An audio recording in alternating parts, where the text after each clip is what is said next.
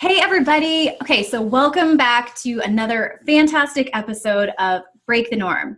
I have a very special guest with me today, and her name is Stephanie Polen. And Stephanie is an incredible woman with an incredible story. But the reason I really am so excited to have her here today is because Stephanie has sort of the opposite experience that I have with following an unconventional path, in the sense that I talk a lot about taking big leaps and sort of growing your wings on the way down.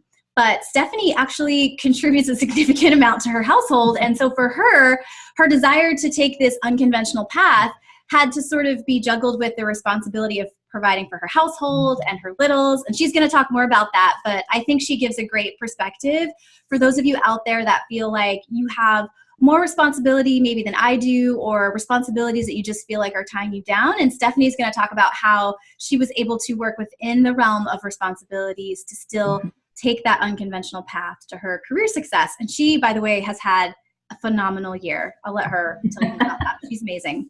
So I just want to tell you a tiny bit about how I met Stephanie, because she's so spectacular. So if you're seeing her on video, you can see her sprightly, cute, very happy, lively face. But for those of you that can't, Stephanie is that woman that when you walk into a room, you think to yourself, who's that lady? She's really put together. She knows her shit. And she is like, she's here. She's here to do some stuff. And she's also super friendly.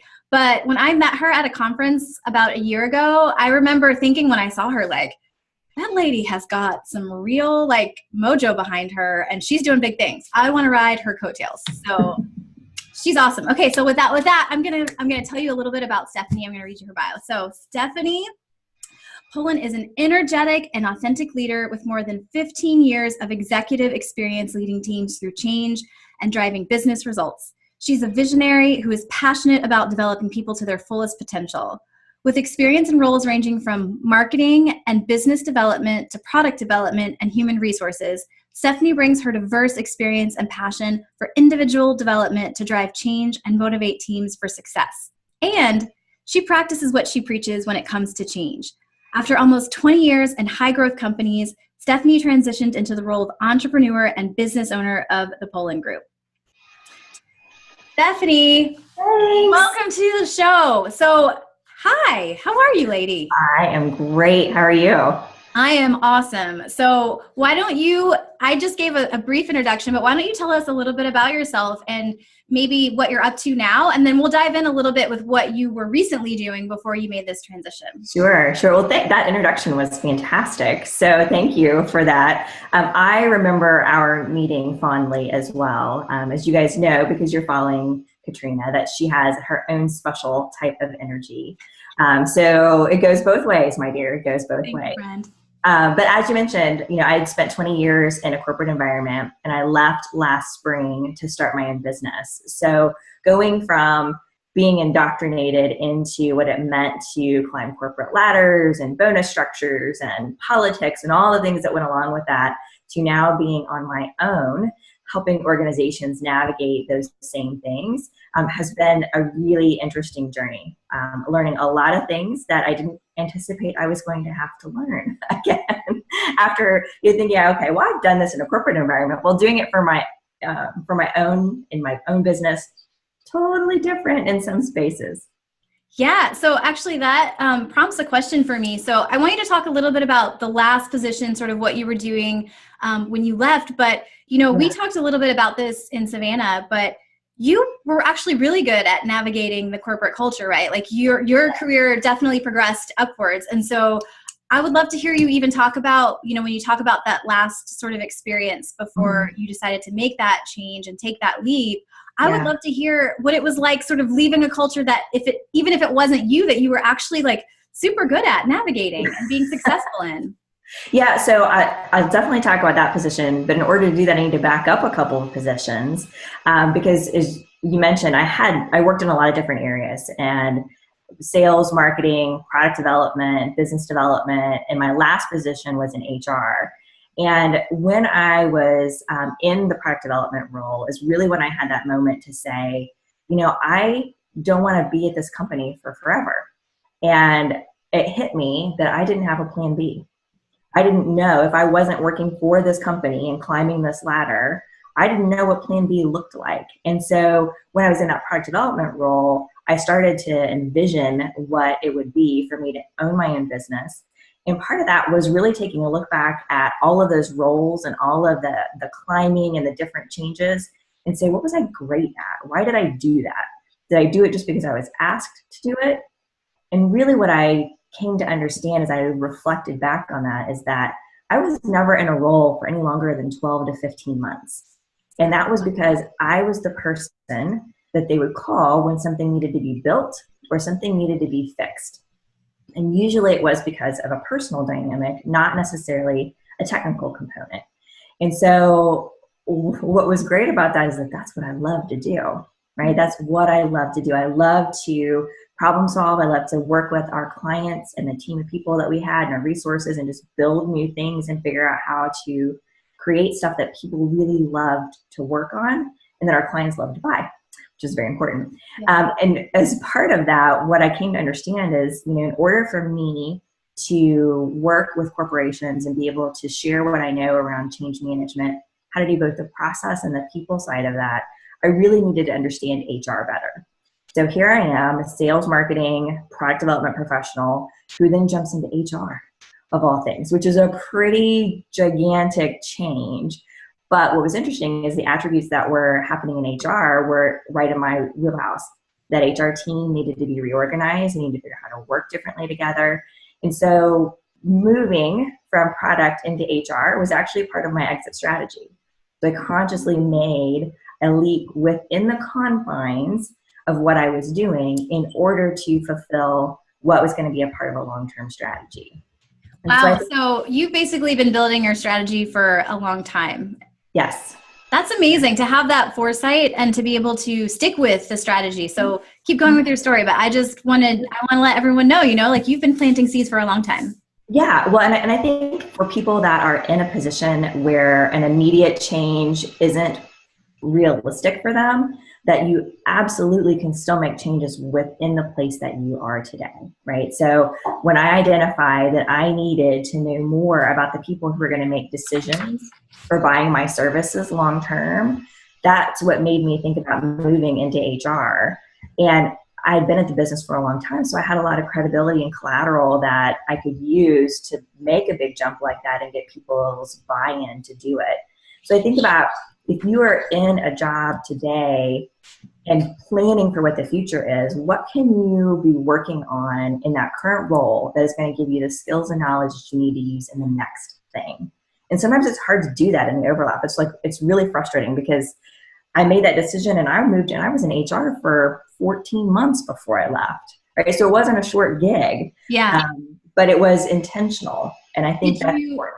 So once it was time to sort of, you made this very strategic change within where you were now, but then the next change, it was a really big change. Did you think about just nixing the idea of doing your own thing and saying, oh, I really like HR, maybe I'll stay here, maybe I'll find a new place to go to, it's not time yet, or were you ready and you knew?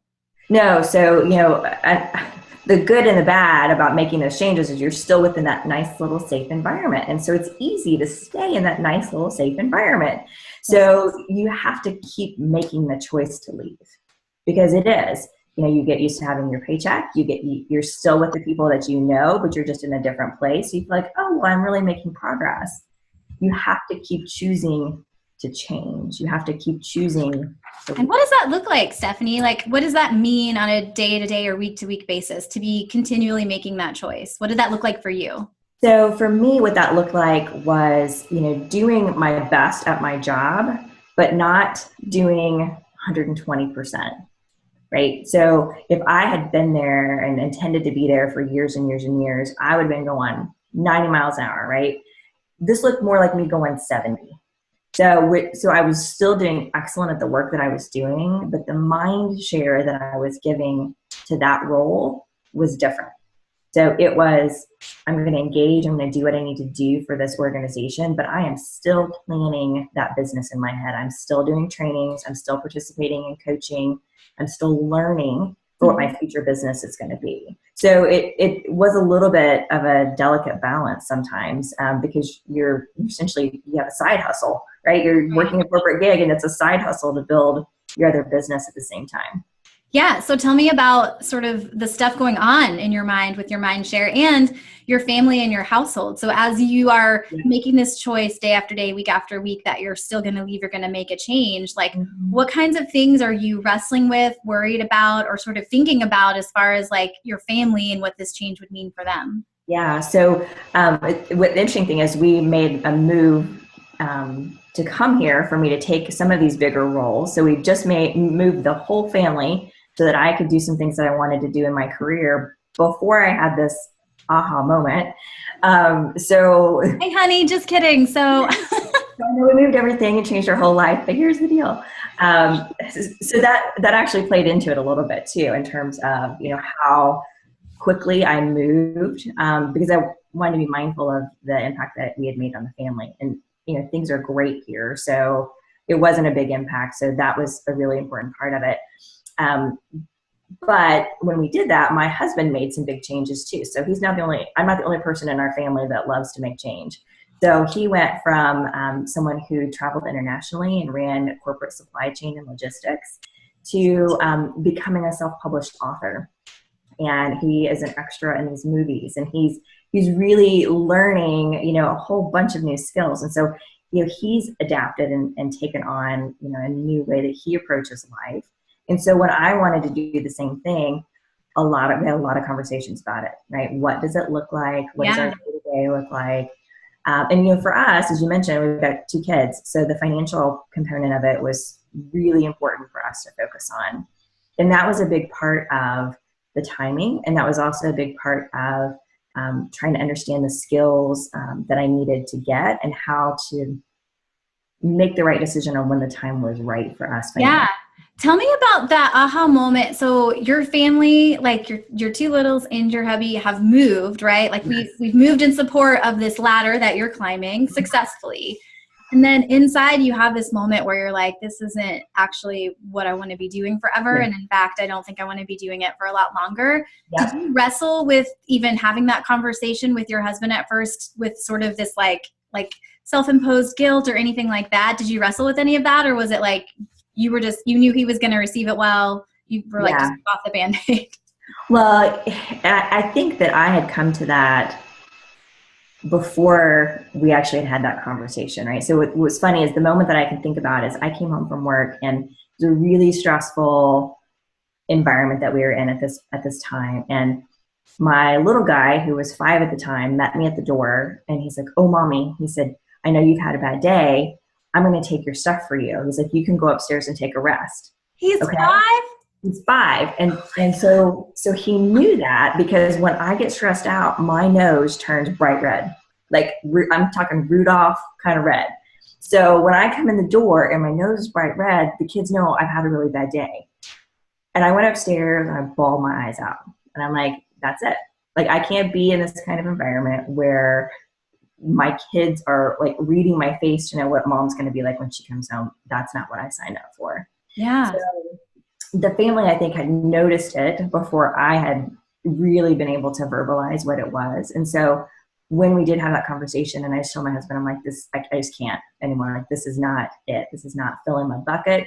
I'm not happy. We were all on the same page because they wanted that for me too. And I think they saw it before I did.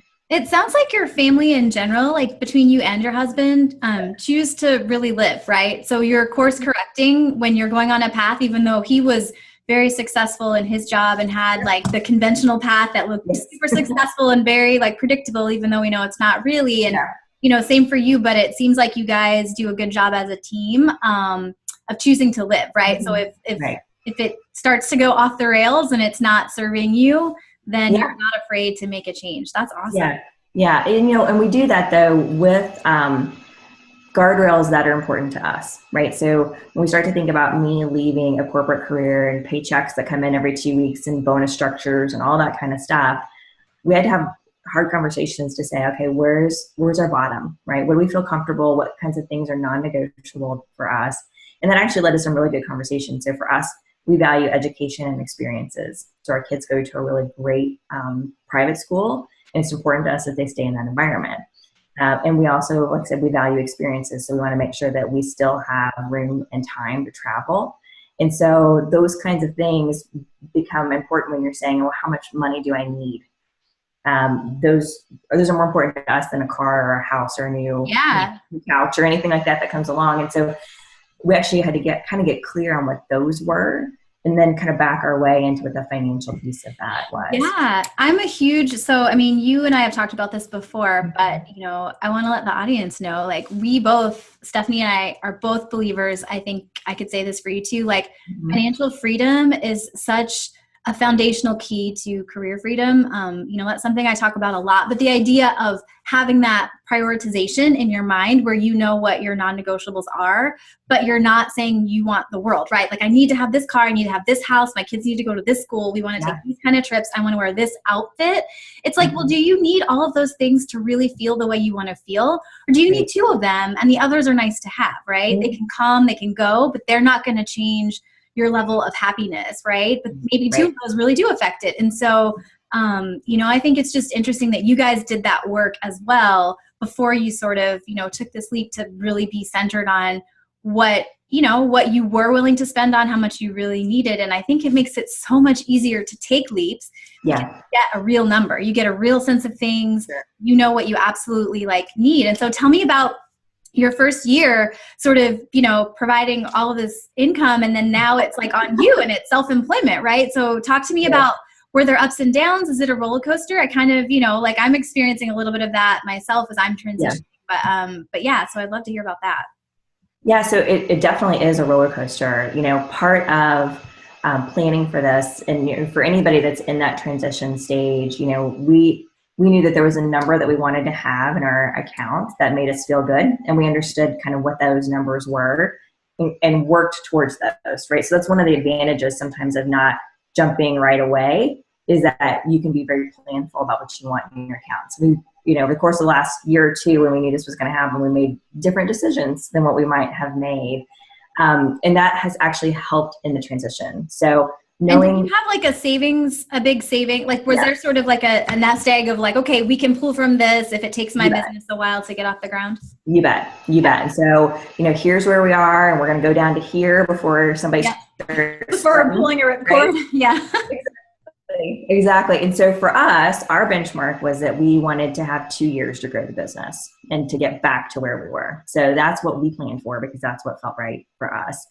Some people might not need that kind of a cushion, but for, you know, for where we are with our kids, and we tend to be pretty conservative anyway in the way that we spend, that was it. And doing that work changes how you start your business, because it allows you the freedom to take different jobs. It allows you the freedom to try different things, because you're not so focused on every penny coming in and going out, because you've already made this decision. You've given yourself this sense of time. I think if I had given myself 6 months, I would have totally been freaking out about this, right? Every cent that went out the door, I would have been totally freaking out about. But giving myself this longer runway and knowing that, you know, the money's going to start coming out of the account, and it's just going to. That has helped plan, and I think has helped in me making better decisions about starting my business in the first place, and not just taking work for taking work. That's awesome. So tell us about your kids. Like, they saw mommy with the red nose coming home and taking her things. Like, how is the family feeling about Stephanie, the like CEO of her own company? Yeah, so it's great. So the days that I am working from home, when the kids get home, they're running beeline into my office to see mom first thing. And you know, those are things that I didn't anticipate having as a part of the experience, but they're definitely a bonus. And I think it's interesting for the kids to see both their dad and I doing different things. And we've had conversations. They're like, how do I tell people what it is that you do? You know, because they're used to other moms and dads going into the office or the hospital or whatever. And so, you know, we've had some kind of funny conversations to talk, help them. Tell our listeners, like, we want to know a little bit more about what you do. So what I do is I work with corporations to do change management. So we talked a lot about my varied career and moving in all those different places. And that's what I love to do, right? And I'd love to take the things that I learned in that environment. Like I said, 20 years, I learned a lot of great things and a lot of great experience, just super positive environment. I really want to take that to other businesses so that change isn't a scary thing. for the business or the people that are involved in it. And so that's really kind of the nature of my work. I love that. So you did it, you planned for a long time, you planted seeds. Is there anything in hindsight where you are now that you wished you had done differently in your transition, starting from deciding that you're going to go into HR, leading up to like creating your own business and sort of running with it? Is there anything you've done differently, or are you like, nope, I'm really happy with how it's all sort of played out so far? So I'm really happy with how it all turned out, actually. But the one thing that I would say is I think I wish I had been a little less hard on myself about it, because it's hard once you've made that decision that you are going to leave and then you're there for another 12 months. Like it can be really frustrating. You're like, okay, why aren't I out of here? I said I was going to be out of here. Like you just have like all of this internal conversation happening. Yes. And really, I was working the plan. Like I made the plan, I was working the plan, we're going to execute the plan, right? But you just have this sense of like, okay, why have I not started yet? And so I think I spent probably more time being hard on myself about not moving faster or not pushing harder. But the reality is the timing was right and the timing was right. So, yeah, you're speaking directly to me and preaching to the choir right now, because I have 2.5 weeks left at my part-time 9 to 5 before I'm completely self-employed. And I've definitely hit that period, that point where I'm just like, I gave 4 months notice and I'm like, why am I still here? It's like, your brain has just started to go on to this other thing and you feel like your body is lagging behind. But I think that's, great advice to not be hard on yourself and know that you had a plan and there's a reason and it's going to come in the time that it needs to come. That's exactly right. Well, Stephanie, your story is amazing. You've given us some great tips, but I would just love to know, like, for people that are sort of grappling with bigger responsibilities, whether it's, aging parents or kids, significant others, but just in some way wrestling with some bigger financial and sort of bigger implication. Do you have any tips for us about how to create sort of this power plan? That's kind of what I would refer to what you've done, but sort of this power plan for, like a transition that doesn't make you want to just vomit all the time or like freak out and have multiple people. So the biggest thing that I would say is to really get clear on what your priorities are. So, as I mentioned, for us, we honed in that as a family, that education and that experiences were important to us. It's going to be different for everybody. But once you know what that is, planning to secure the things that are important to you gives you a framework for that, instead of I have to maintain a certain lifestyle or I have to bring in this amount of income. You know what your non-negotiables are. And that is something that has to have conversation, right? You have to talk to the people in your life that are dependent on you, that you're contributing to and with in your household, and be able to have open conversations about that, because they're part of that decision, they're part of that journey as well, and they might have to make sacrifices too. So, like I said, knowing what your non-negotiables are and prioritizing around that, and then having open conversations about how to actually get there and what they're willing to sacrifice in support of that is a super important part of the process. I love that. Mm-hmm. I love that a lot. Okay, pop quiz. Are you ready? Oh dear. Okay. It's really easy. I'm just curious. So who or what, so it could be a person, it could be a book, a podcast, an experience, but who or what was the biggest support to you during your unconventional leap? So when you're making that leap to really like doing it and starting your own business, who or what was your biggest support? So it was my husband. So, he has made big changes with me throughout, right? We definitely have a partnership. So he had to deal with all the mess. He had to deal with me being stressed about being there. He had to deal with me being stressed about leaving. He had to deal with how do we pull all the financials together, in the midst of him going through everything that he was going through, because he had his own changes too. So he absolutely was the biggest support as we went through the whole process. I love that. So Stephanie, tell us, what are you up to? Where can we find you? So you can find me at thepolengroup.com. That's Polen. Online, and that's my web address, and also on Facebook, where I'm providing updates on things that are happening in my business. So no new retreats planned just yet. I'm busy working with some corporate clients this spring.